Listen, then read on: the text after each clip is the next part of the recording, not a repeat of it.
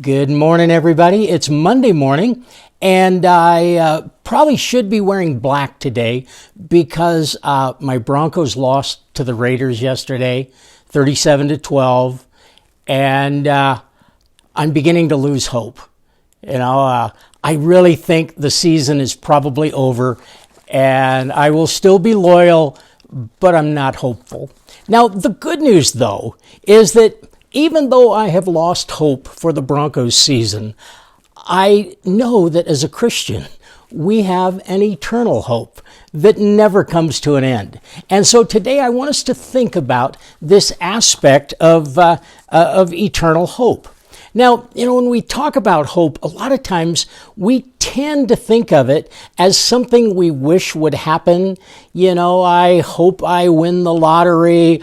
I hope that I inherit $1 million, but it's not very realistic.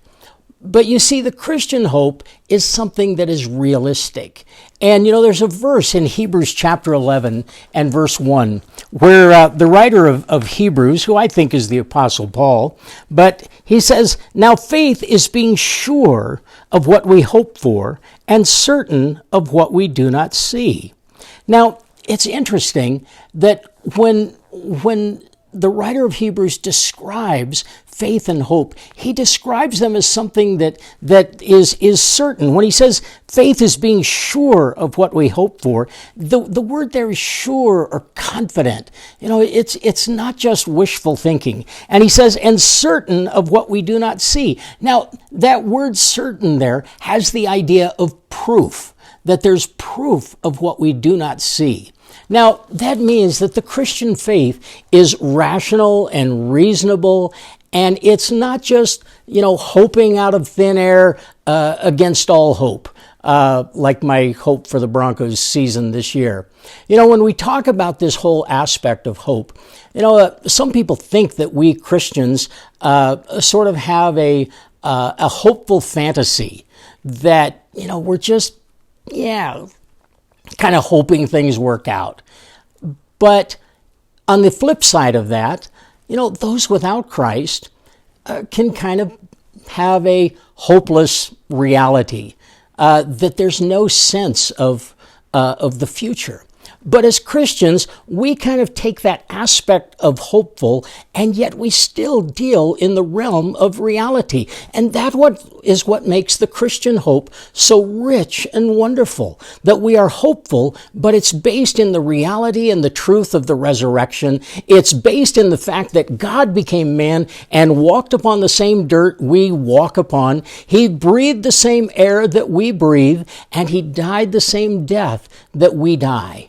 Except he's alive, and he came to overcome death. And those apostles who were witnesses to this, we read that they talked to him, they ate with him, they touched him, they hugged him, they experienced the fullness of the reality of Christ.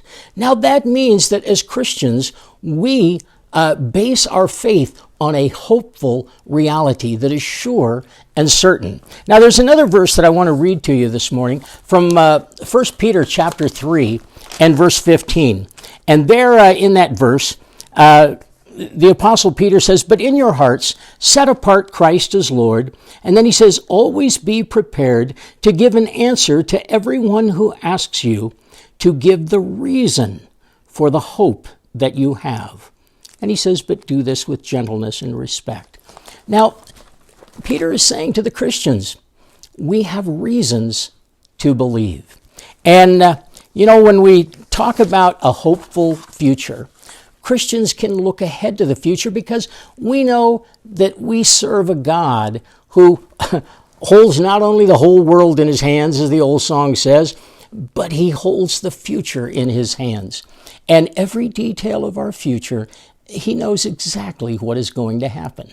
Now, this morning in worship, yesterday in worship, I announced my retirement from First Baptist Church of Riverton, and we announced that effective January 1st, starting next year, so about 6 weeks from now. But, I could be fearful of that, and it does feel a little weird. But I believe that God has given me a certain hope. And I know that whatever happens, God is in control, and He'll take care of Sue and I, whatever goes on.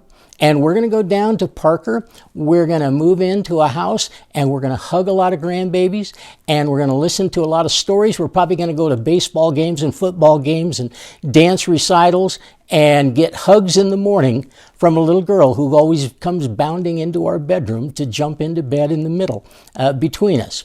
Well, those are some things that I am hopeful for and I'm looking ahead to. But, as we look at that, there's also an aspect of hopeful ministry that, I'm not really done with ministry. I'm just going to kind of look at it in a different way. And so probably in January, I'm going to be looking at maybe starting a thing called Your Home Church, where groups can meet at home.